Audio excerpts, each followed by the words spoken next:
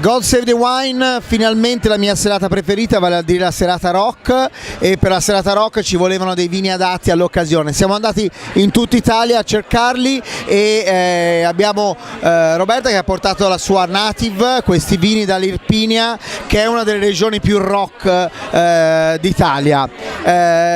Come mai il rock, l'Irpinia e i tuoi vini? Beh, allora possiamo legare il rock come parola al movimento e quindi anche alla forza e al vigore della terra, perché in realtà la terra d'Irpinia è una terra che è prevalentemente montuosa e quindi ricca di terreni calcarei e quindi che si sposa molto bene alla parola rock, se la intendiamo come roccia, però nello stesso tempo rock è anche movimento e quindi in realtà l'azienda Native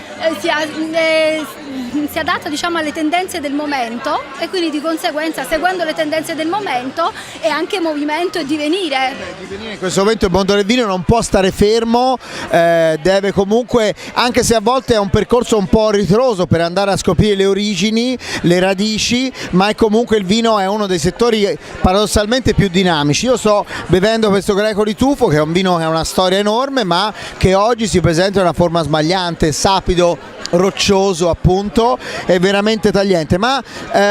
questo qui alla Rock Café va benissimo finché sto mangiando le mie tapas o ma se io prendo un bel Legendary Burger di quello bello salsato, che cosa ci abbino? Io con Legendary Burger ti proporrei un nuovo vino che abbiamo prodotto quest'anno, il Rue dei Passi, perché è un aianico, sia che per il colore che per il gusto e la morbidezza si abbina molto bene a un hamburger al sangue, quindi sapido, morbido, è un vino concentrato,